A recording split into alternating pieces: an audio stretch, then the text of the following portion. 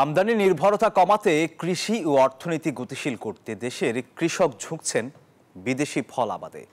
এরই ধারাবাহিকতায় দিনাজপুরে বেশ জনপ্রিয় হয়ে উঠেছে স্ট্রবেরির চাষ। অল্প জায়গায় অল্প পুঁজিতে বেশি লাভ হওয়ায় স্ট্রবেরি চাষের কোনো বিকল্প নেই। নতুন কৃষি উদ্যোক্তা তৈরি সহ নানা পরামর্শ এবং সহযোগিতা দিচ্ছে স্থানীয় কৃষি বিভাগ। ফখরুল হাসান পলাশের তথ্যচিত্রে ডেস্ক রিপোর্ট। দিনাজপুরের খানসামা উপজেলার চককাঞ্চন গ্রামের বাসিন্দা মাসুম বিল্লাহ পরীক্ষামূলক মাত্র 4 শতক জমিতে চাষ করেছেন বিদেশি ফল স্ট্রবেরি।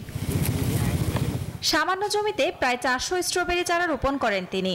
সব মিলে 20 থেকে 25 হাজার টাকা ব্যয় হয়েছে এই প্রকল্পে। আবহাওয়া ভালো থাকলে চলতি মৌসুমে 70 থেকে 75 হাজার টাকার স্ট্রবেরি সংগ্রহ করার আশা করছেন এই কৃষি উদ্যোক্তা। আল্লাহর রহমতে আমরা সফল। তো এখন আগামীতে আমরা আর কি চেষ্টা করতেছি যে বাণিজ্যিকভাবে বড় পরিসরে কিভাবে করা যায়। এতদিন মার্কেট অ্যানালিসিস করলাম, মার্কেটে ব্যাপক চাহিদা এবং পুষ্টিগুণ এবং স্বাদ মিষ্টতা সব দিক দিয়ে পারফেক্ট আছে। স্ট্রবেরি চাষের সফলতা ও সম্ভাবনা দেখে অনেকেই আগ্রহী হচ্ছেন এটি আবাদে। বাজার মূল্য ও চাহিদা ভালো থাকায় নতুন স্বপ্ন বুনতে শুরু করেছেন কৃষি উদ্যোক্তারা।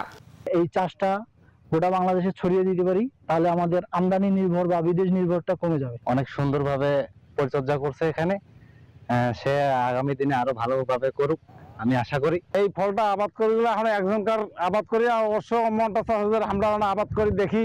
প্রতি বিঘায় প্রায় 5 মণ স্ট্রবেরি পাওয়া যায়। লাভজনক ফসল হওয়ায় এটি চাষে উদ্বুদ্ধ করছে কৃষি বিভাগ। শাখা কেটে লাগাতে হয়, এটা কালেক্ট করতে হয়, যেমন সব জায়গায় আবার পাওয়া যায় না। স্পেসিফিকভাবে যারা কমার্শিয়ালি চিন্তা ভাবনা করে সেখান থেকে আমরা কৃষককে পরামর্শ দিচ্ছি, সেখান থেকে এনে কিভাবে লাগাতে হবে, কিভাবে ব্যবস্থাপনা করতে হবে, সেই বিষয়গুলো আমাদের মাঠ পর্যায়ে উপসাগরীয় কৃষি কর্মকর্তাগণ সর্বদা পরামর্শ দিয়ে যাচ্ছে। জেলার বিরল ও খানসামা উপজেলায় চলতি মৌসুমে 53% জমিতে স্ট্রবেরি ফলের চাষ হয়েছে। Desk report, news 24।